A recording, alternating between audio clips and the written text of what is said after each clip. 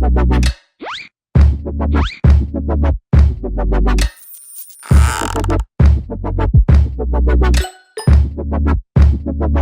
there, Board Game Brody here with Let's Table It, where we get games to the table, like Undergrove here by AEG Games. So here you are playing the point of view of a mature Douglas fir tree, trying to get your offspring established, and you will be placing your seedling and root tokens out into a shared forest area of mushroom tiles. Your roots give you access to trade with mushrooms for resources, and you'll be adding carbon to your seeds and adding roots to touch those mushrooms to be able to both take actions, but also to take their carbon to be able to become a grown tree. Here is the game setup, and you will be placing out more mushroom tiles around your seed tokens. Each seed token can have a maximum of 4 roots that point to the neighboring 4 tiles. Each player has their own player board where they will be tracking their resources, and it also lists the 5 different actions that you can take on your turn. The aim is to have the most points by building your roots up and taking up carbon to score the tiles that surround that seed or tree. So it's worth knowing a seedling with 1 carbon on it will score 1 of its roots. If you have more than 1 root, you will pick which tile that you want to score. If you have a seedling with 2 carbon, then you can score 2 of its roots. And if it only has 1 root, then you will only score that 1 root. If you get 3 carbons onto a seedling, it turns into a tree, and you will score all of the roots. Again, if you don't have the 4 roots, then you score how many that you have. But you will want to maximize your scoring by having all 4 roots when you make a tree. As you absorb carbon, you will move up on the carbon track, gaining bonuses, but it also is the game timer, because when a player gets to the top of the track, then that round will finish and everyone will get 1 more round before the game ends. And you will start the game with 2 phosphorus, 2 potassium, 2 nitrogen, and 4 carbon. Points are shown as pine cones on the bottom of each tile, so you really are trying to grow your tree by picking up carbon, but also laying down roots to score the tiles they point to.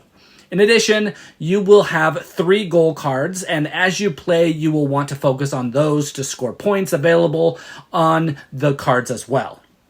So on your turn, you will take 1 action, either activate, absorb, reproduce, partner, or photosynthesize. Let's go over all of those actions. Let's start with the reproduce action, as you only start with 1 seedling token on the board.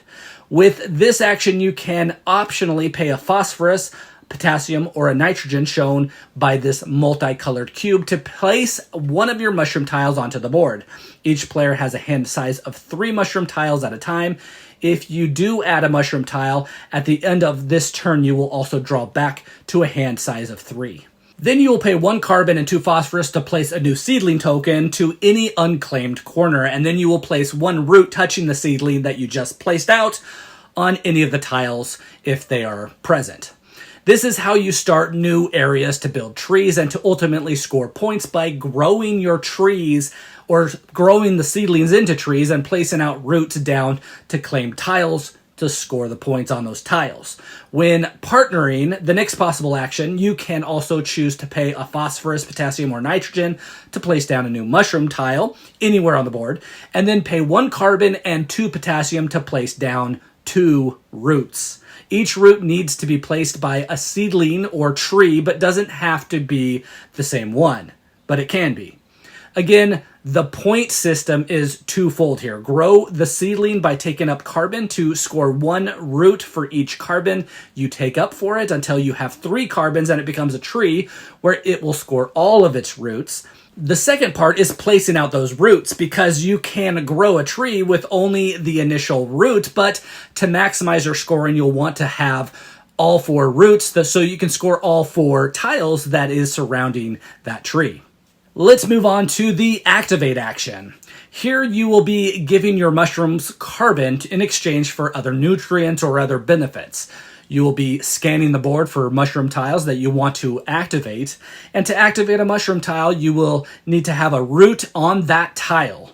you'll pay a cost, which is shown. This is usually flipping over the activation token of that mushroom type, and sometimes paying a carbon, or sometimes paying 2 carbons, depending on that tile.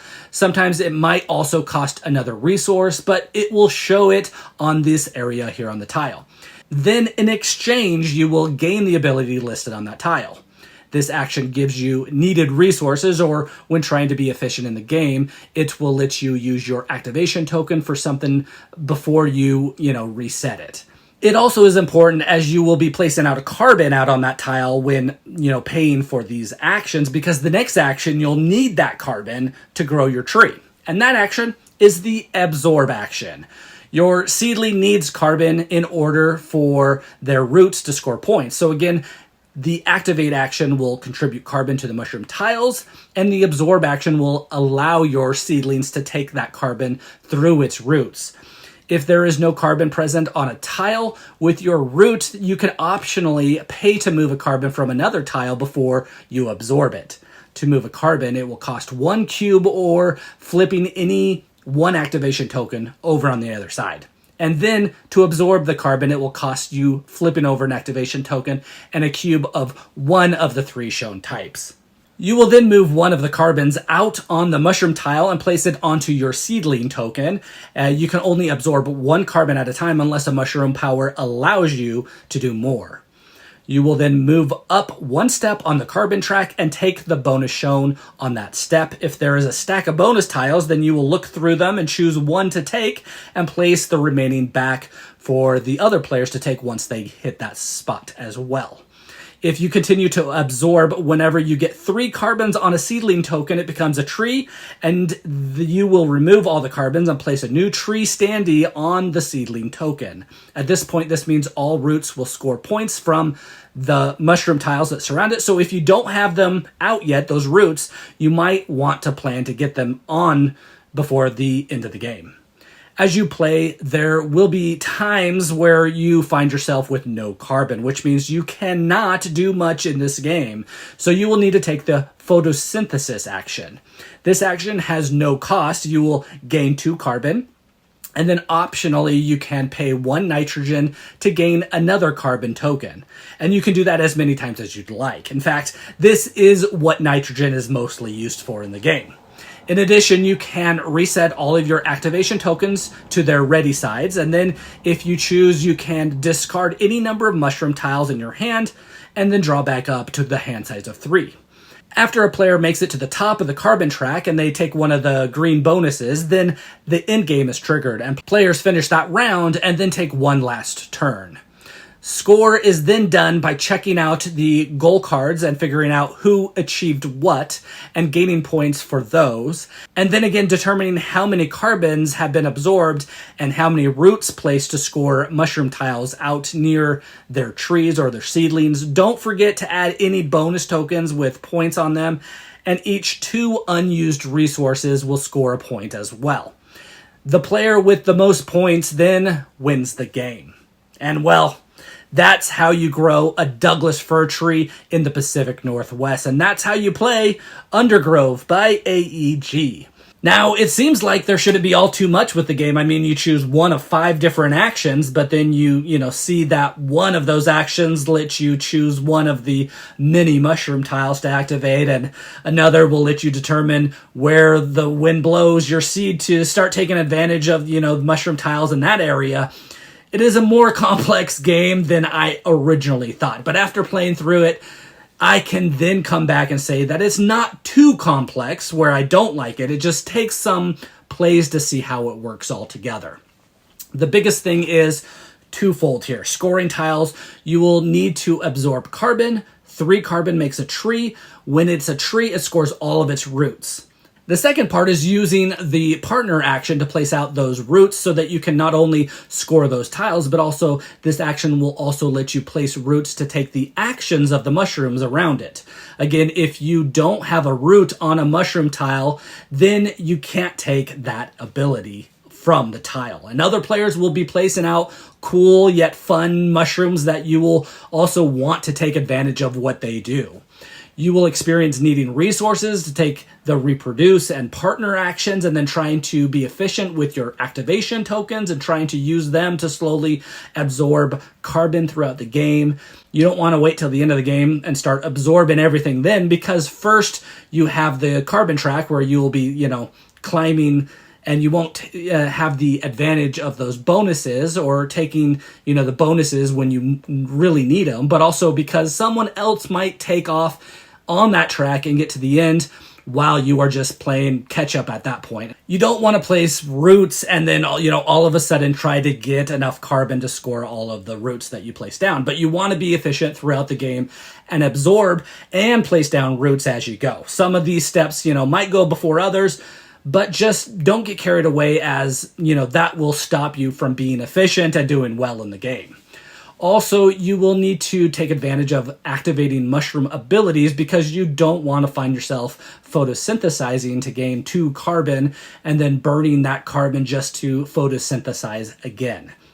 That is not how to play this game. So look at the mushroom tiles and figure out which ones you need and get a seedling and a root there to take advantage of that tile that you need. The gold cards will change the focuses in the game, so you are, playing differently each time. You will feel a focus change with those. I like the variable scoring on some of the mushroom tokens and using abilities to reset some of my activation tokens so that I can retake a powerful action again. You never, feel like you have too much of any resources here, so the game feels polished. It has been worked on for a while, so no problems there. The components are good, mostly cardboard. I'm a little concerned about the longevity of, the root tokens. And I like the boxes, including for the tight storage in the game, but they have started to come apart just a little bit after one play. But, it just needs a little bit glue and they'll be good to go. Again, this is Brody with Let's Table It, where we get games to the table, like Undergrove here. Please like and subscribe to our channel. We are working hard to bring to you videos like this one, so you know if these games are ones that you want to get to your own table.